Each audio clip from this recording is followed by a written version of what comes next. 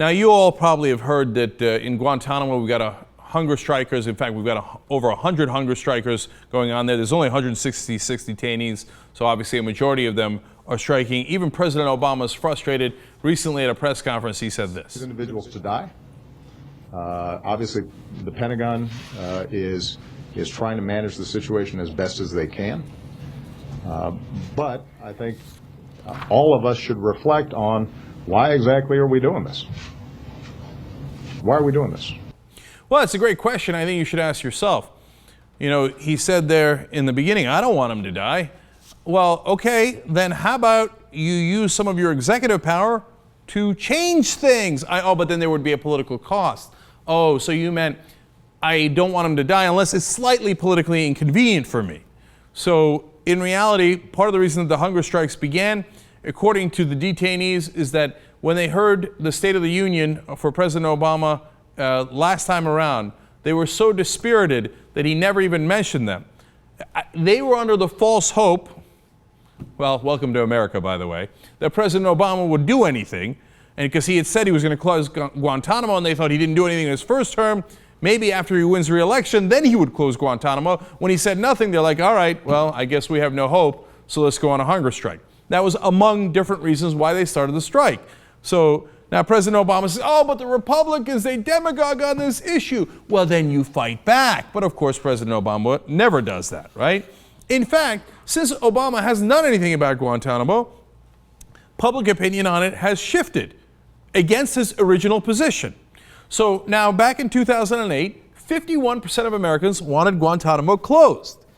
Well, Obama gave in to the Republicans and didn't close it. So then it became Obama's official position that they weren't going to close it in the first term. So in 2010, 39% of Americans thought it should be closed. So it's slipping.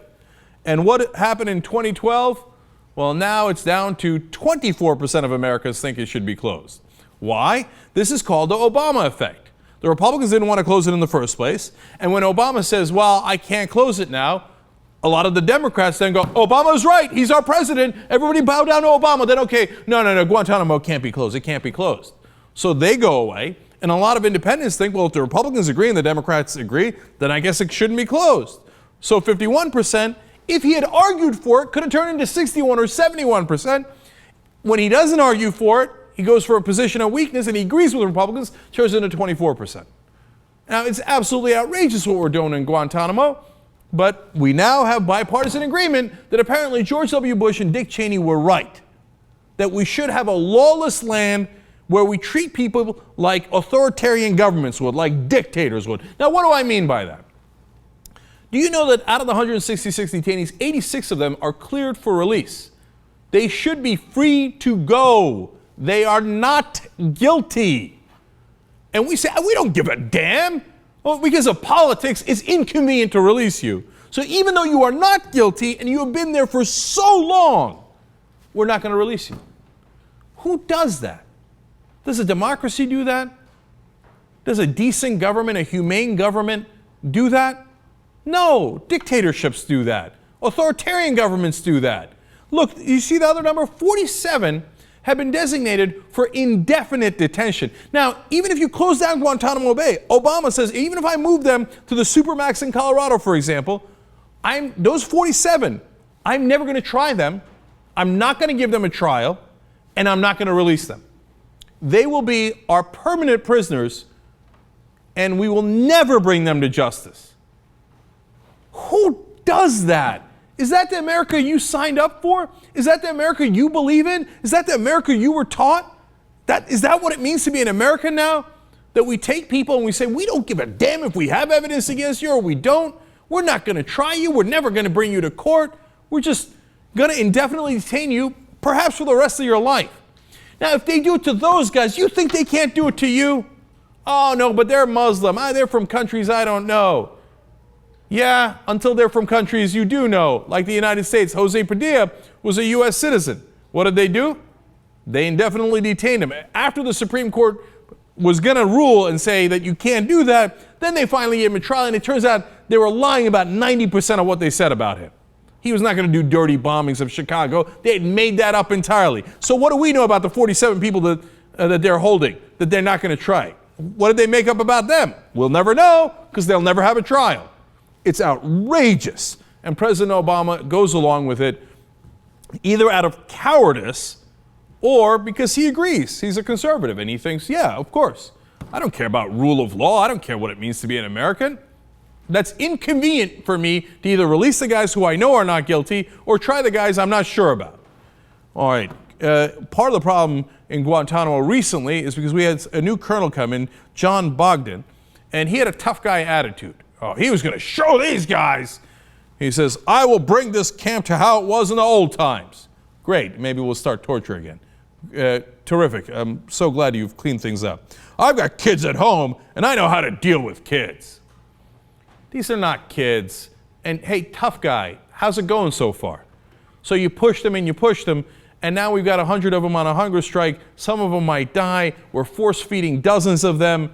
Congratulations, you're so tough.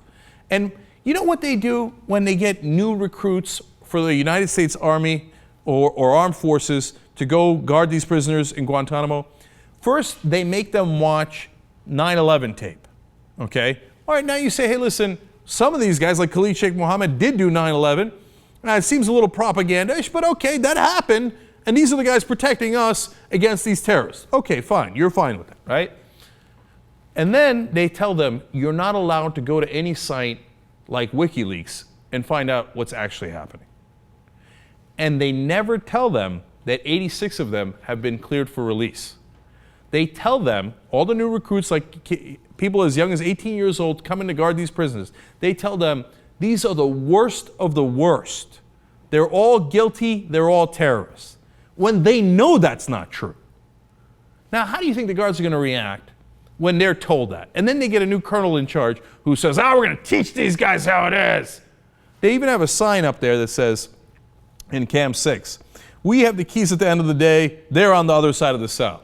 Ha ha! But look, we already know that, man. How much are you going to degrade these people? You want to do terrible things to Khalid Sheikh Mohammed? Let's try the guy and let's bring him to justice. You want to execute him? I'm right there with you. I'm against the death penalty. I might make an exception for Khalid Sheikh Mohammed. But when it's the guys who aren't even guilty and you know they're not guilty, oh, we have the keys. We're going to crush you. I know how to treat you. Now, Mohammed al-Zarnuki is a Yemeni citizen. He's one of the guys on the hunger strike. He says, I can't find the words to describe the suffering I'm going through. Another detainee from Morocco, Yunus Chakuri, says, really? Now it's just pain everywhere. I don't want to die in Guantanamo. And even the American Medical Association says, force feeding, which is what we're doing now in order to keep them alive, violates core ethical values of the medical profession. Well, Guantanamo violates core ethical values in all the different fields. It is now, for those 86 who are cleared for release, nothing but a gulag. And for those 47 who are never going to get a trial, it's nothing but a gulag. That's what it is, and I believe that every person from the armed forces that are now assigned to Guantanamo should say, I cannot follow illegal orders.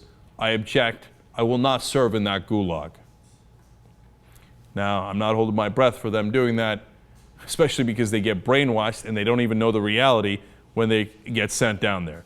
But we've got to start taking a stand, because this isn't even about those detainees. It's about who we are.